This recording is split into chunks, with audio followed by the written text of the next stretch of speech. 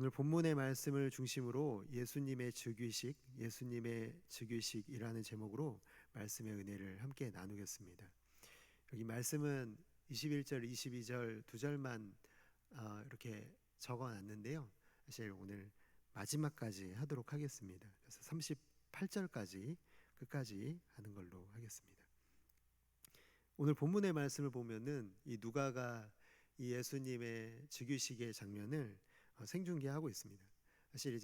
사실은 세례식인데 세례식이라 읽지만 사실은 즉위식과 같은 그런 장면을 우리에게 보여주고 있습니다. 그런데 여기 다들 알고 계시겠지만 여러분, 예수님이 누구에게서 세례를 받으시는지 다 알고 계시죠? 세례 요한에게 세례를 받는다라는 것을 여러분 알고 계실 것입니다. 그런데 여기서 이상한 점을 좀 발견하셨나요? 20절 우리가 어제도 살펴봤지만 이 19절과 20절의 말씀을 보면은 이 세례 요한이 안티파스에 의해서 옥에 갇히는 것을 다루고 있습니다. 그런데 이상하죠. 21절을 보면은 예수님이 세례 요한에게서 세례를 받으시는 것입니다. 그러니까 상식적으로 좀 이해가 잘 되지 않는 내용이죠. 옥에 갇혔던 사람이 갑자기 풀려나서 세례를 베풀었다. 왜 세례 요한이 옥에 갇힌 이후에 이렇게 다시 이렇게 풀려나는 일이 성경에서 나타나 있지 않은데요. 왜 그런 것일까? 다른 복음서의 병행 구절을 보면은 분명히 그렇지가 않은데 왜 그렇게 기록이 된 것일까요? 누가복음은 대체적으로는 시간적인 순서를 따르고 있기는 하지만 반드시 그렇지만은 않습니다. 20절과 21절의 경우가 그런데요. 이 복음서의 기록자인 누가가 의도적으로 이 사건의 순서를 편집하고 있다라는 것이죠. 그렇다면 누가는 어떤 의도를 가지고 편집을 한 것인지를 우리가 알아봐야 될 텐데, 지금까지 우리가 계속 요한이라는 인물에 대해서 다뤘던 것을 여러분 다 기억하실 것입니다. 그런데 이제 21절에서부터 예수님이 등장하시는 것으로 그 뒤에 모든 이 누가복음의 복음서의 기록은 다 예수님에게 초점이 맞춰져 있다라는 것이죠. 연극 용어 중에 스포트라이트라는 이 단어가 있는데요. 그러니까 무대 위에 이 특정한 인물만을 특별히 밝게 비추는 조명 방식을 일컬어서 그렇게 얘기합니다. 근데 단순히 그냥 조명을 비추는 방식만이 아니라 그 사람을 조명하는, 그 사람이 돋보이게 하는 그런 장치로서 이렇게 스포트라이트라는 단어를 사용하는데, 누가가 지금 이 예수님에 대해서 기록하고 있는 방식이 마치 그런 것 같아요. 마치 예수님에게만 스포트라이트를 쫙 비춰서요, 모든 이 성경의 독자들이 예수님에게만 집중할 수 있도록 하기 위해서. 그래서 따라서요, 훨씬 뒤에 나와야 하는 이 옥에 갇히는 이 요한의 기사를 그에 대한 스토리를 마무리하는 것으로, 도중에 그러니까 이 예수님에 대한 이야기가 끊기지 않도록 예수님에게만 집중할 수 있도록 이 요한에 대한 사건이 중간에 끼어들지 않도록 여기서 마무리하고 있다라는 것을 우리에게 알려주고 있습니다. 자, 그렇다면 여러분, 다시 좀 돌아와서요, 이 세례식 장면, 누가의 의도가 드러나고 있는, 오로지 그냥 예수님에게만 초점이 맞춰지기 원하는 이 본문을 보면서 우리가 집중해야 될 것이 있는데, 사실 예수님이 세례를 받는 그 장면보다 더 중요한 내용이 여기에 기록이 되어 있는데요. 정말 놀랍고 성경 속에서도 참 드물게 일어나는 일이 여기에 기록이 되어 있습니다. 그것은 무엇이냐면 삼위일체 하나님이 여기에 다 등장하고 계시다는 것이죠. 성부 하나님, 성자 하나님, 성령 삼위 하나님께서 함께 등장하셔서 각각 자신의 일을 하고 계시는 장면이 이 세례식, 예수님의 즉위식에 등장하고 있다라는 것이죠. 먼저 성자 예수님이 하시는 일이 나타나 있는데요. 21절을 보면은 이렇게 되어 있습니다. 예수도 세례를 받으시고 기도하실 때에 하늘이 열리며. 예수님이 이 30세에 이 땅의 왕으로 사명을 무엇으로 시작하시냐면요, 기도로 시작을 하는 것을 보게 됩니다. 예수님의 사역의 모든 그 베이스에는요, 근간에는 기도 사역이 있다 해도 과언이 아닙니다.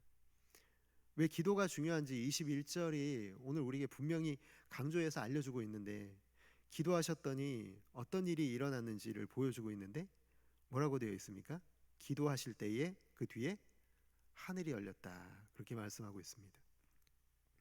여러분, 기도는 하늘 문을 여는 열쇠인 줄을 믿습니다. 기도가 얼마나 중요한지를 우리에게 알려주고 있다라는 것이죠. 기도 없이는요, 예수님은 단 한 번도 자신의 사역을 시작하신 일이 없습니다. 사역하실 때 기도하고 기적을 일으키셨고 아침 이른 시간에 기도로 하루를 시작하셨던 예수님의 삶의 모습, 그리고 마지막 십자가에서 죽으시기 전에도 겟세마네 동산에서 그곳에서 땀이 피가 되도록 피 흘리며 그렇게 기도하셨던 것. 그러니까 기도가 응답되는 것은요, 언제나 기적으로 연결되어 있었던 것을 예수님이 우리에게 보여주고 있다라는 것이죠. 네, 성자 예수님 다음으로 성령 하나님이 일하시는데요. 누가복음 3장 22절 상반절에 보면은 성령이 비둘기 같은 형체로 그의 위에 강림하시더니. 그러니까 세상 끝날까지 함께 하신다는 이 예수님의 약속이 믿는 자에게 성령의 내주하심으로 성취되고 있는 것을 우리에게 보여주고 있는 것이죠. 그러니까 예수님의 이 공생애 가운데 함께 하시는 이 성령의 내주하심, 성령의 내주하심이 단순히 그냥 예수님에게만 있었던 것이 아니라요, 예수님을 주인으로 고백하는 모든 사람들에게도 성령으로 함께 하실 것에 대한 약속의 보증을 우리에게 보여주고 계시다라는 것을 오늘 22절을 통해서 우리가 알 수 있습니다. 마지막으로 성부 하나님께서 말씀하시는데요, 하늘로부터 음성이 들려오는 것을 3장 22절 하반절이 알려주고 있는데, 하늘로부터 소리가 나기를 너는 내 사랑하는 아들이라 내가 너를 기뻐하노라 하시니라, 이렇게 말씀하십니다. 당시에 이 누가복음의 독자들에게 알려주고 싶은 것, 당시 신앙을 처음 시작하는 초신자들이 예수님이 어떤 분이냐, 그것을 묻는 사람들이 참 많았을 것 같습니다. 그런데 누가 설명해도요, 하나님의 아들이라는 이 설명을 과연 믿을 수가 있었을까 생각을 해보게 됩니다. 아니, 어떻게 사람이 하나님의 아들이냐고, 어떻게 그 말을 우리가 어떻게 믿을 수가 있냐고, 이렇게 반문하는 사람들이 많았을 것 같습니다. 그러니까 요즘 젊은 사람들이 사용하는 단어 중에 빼박이라는 단어가 있는데요, 이게 무슨 의미냐면 빼도 박도 못하는 증거를 줄여서 빼박이라고 부릅니다. 그러니까 오늘 22절에 바로 그 빼박인데요, 그러니까 이것은 성부 하나님이 직접 말씀하시는 거예요. 하나님 자신이 말씀하시는 이 예수는 메시아고 나의 아들이고 내가 기뻐하는 자라는 이 증거를 하나님이 친히 말씀하셨다라는 것이죠.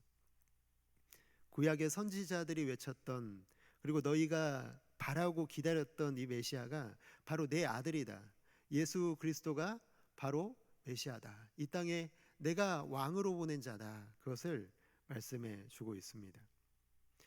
근데 정말 좀 이상한 것은요, 이 즉위식 장면 뒤에 보면은 이제 족보가 쫙 기록이 되어 있지 않습니까? 정말 이상한 것은 뜬금 예수님의 족보를 소개하고 있는, 또 마태복음을 보면은 아브라함부터 시작이 돼서 예수님에게로 내려오는데요, 여기는 뭐라고 되어 있냐면 위로 위로 위로 올라가고 있는 것을 보게 됩니다. 예수님으로부터 시작되어 위로 위로 거슬러 올라가는. 정말 좀 재미있는 것은 23절의 표현인데요, 뭐라고 되어 있냐면 사람들이 아는 대로의 요셉이라, 이렇게 말씀하고 있죠. 마치 좀 이렇게 좀 느껴지지 않으시나요? 여러분 모두 예수님이 요셉의 아들이라고 알고 계시죠? 그렇지 않습니다. 예수님은 인간의 아들이 아닙니다. 정말 놀라운 사실을 알려드릴게요. 잘 보세요. 마치 이렇게 누가가 얘기하고 있는 것처럼 느껴집니다. 그러니까 지금 누가가 강조하고 싶은 것은요, 예수님은 단순히 사람의 아들이 아니라는 것을 여기 이 족보에서 강조하고 싶으신 것이죠. 여러분, 누가복음 3장 38절 마지막 절만 함께 보실까요? 한번 마지막 절만 같이 한번 읽어보겠습니다. 3장 38절 시작. 그 위는 에노스요, 그 위는 셋이요, 그 위는 아담이요. 마지막에 뭐라고 되어 있습니까? 그 위는 하나님이시라. 아멘. 이걸 말씀하고 싶었던 것 같아요. 누가는 지금 이걸 여기에 온통 스포트라이트를 쫙 비춰서요, 모든 사람들로 하여금 부인할 수 없을 만큼의 증거를 보여주고 싶은 이 누가의 의도가 여기에 담겨 있는 것이죠. 누구의 아들입니까? 정말 사람의 아들이 아니라는 거예요. 예수님은 누구의 아들입니까? 하나님의 아들이다. 그 위는 하나님이시라. 하나님의 아들. 예수님이 이 땅에 오신 이유는요, 우리 믿는 자들을 하나님의 자녀 삼으시려고 오셨다라는 것을 여기서 보여주고 계시는 것입니다. 요한복음 1장 12절에서 13절을 보면은 영접하는 자, 곧 그 이름을 믿는 자들에게는 하나님의 자녀가 되는 권세를 주셨으니 이는 혈통으로나 육정으로나 사람의 뜻으로 나지 아니하고 오직 하나님께로부터 난 자들이니라. 아멘. 누구 때문에요? 예수님 때문에. 예수님의 십자가 죽으심과 부활하심을 믿음으로 하나님의 자녀가 되는 권세를 우리가 얻은 것이죠. 우리는 이 놀라운 특권을 공짜로 은혜로 얻었지만 사실 그 은혜, 그 희생은 실로 놀라우지 않을 수가 없습니다. 죄 없으신 예수님이 죄인인 우리를 위하여 대신 십자가에서 피 흘리셨고, 하나님이 친히 말씀하시기를 예수 그리스도는 내 사랑하는 아들이고 기뻐하는 아들이라고 말씀하셨는데 그분을 아낌없이 우리를 위해 내어 주셨다는 사실을 여기에 기록하고 있습니다. 오늘 이 세례식이라 썼지만 즉위식이라 부를 수 있는 이 온 세상의 왕으로 예수님이 오신 이 사건을 다루는 여기서 우리가 더 한 가지 생각해 볼 것이 있습니다. 예수님은 굳이 이 땅에 오셔야만 했을까요? 이 땅에 왕으로 오셨다라는 게 정말 중요할까 생각을 해봅니다. 사실 예수님은 이 땅에 오시지 않아도 이미 왕이셨거든요. 이 우주 밖에서 이 땅을 다스리는 온 우주의 왕으로 이 세상을 창조하신 창조주로 계셨던 분이 바로 예수님이셨습니다. 그런데 왜 낮고 천한 이 땅에 오신 것일까요? 여러분, 그것은 지금 이곳에 계신 저와 여러분들의 왕이 되시려고 오신 줄을 믿습니다. 이 세상의 왕이실 뿐만 아니라 저와 여러분의 왕이요, 예수 그리스도를 믿는 자의 왕이 되시려고 오신 줄 믿습니다. 여러분, 오늘 우리가 점검해 봐야 되는 것은 예수 믿었다는 것은요, 내 마음속에 내 삶에 예수님이 즉위식을 치르신 것과 같습니다. 예수님이 우리의 왕으로 우리 안에 지금 오셨다. 내가 지금 그것을 믿음으로 고백해야 되는 것이죠. 우리 하나님은요, 이 세상의 왕보다 믿는 자의 왕이 되시는 것을 훨씬 더 기뻐하시는 분임을 오늘 우리에게 가르쳐 주고 있습니다. 로마서 14장 8절은요, 그래서 왕 되신 주님에 대한 믿는 자의 고백인데요, 그러므로 이제 살아도 주를 위하여 살고 죽어도 주를 위하여 죽나니 사나 죽으나 우리가 다 주님의 것이로다. 오늘 하루 여러분이 이 고백으로 살 수 있기를 주님의 이름으로 축복합니다. 우리의 삶이 어떻게 달라지냐면요, 우리의 삶은 언제나 예수님을 내 인생의 주인으로 구주로 고백할 때에만 우리의 인생은 달라질 수가 있습니다. 만약 우리가 오늘 하루를 살아도 예수님이 내 마음속에서 왕이 되시지 않으면 우리는 항상 내 뜻대로 살아갈 수밖에 없습니다. 그러나 예수님이 오늘 내 마음속에 이미 즉위식을 치르셨음에 내가 기억하고 그분을 내 삶의 왕으로 모시고 살아가는 자의 삶은 완전히 다릅니다. 이 세상을 허투루 살아가지 않고요. 그 소중한 시간들을 결코 낭비하지 않을 것입니다. 왜냐하면 내가 살아가는 것이 아니라 내 안에 사는 분이 예수님이시고 그분이 나의 주인이기 때문에 주인의 뜻을 따라 살아가는 자로 이 세상을 살아갈 것이기 때문에 그렇습니다. 오늘 바로 이 고백, 사나주구나 나는 주님의 것이라는 이 고백, 예수님을 왕으로 모시고 살아가는 아름답고 귀한 성도 여러분들 모두가 다 되시기를 주님의 이름으로 축복합니다. 오늘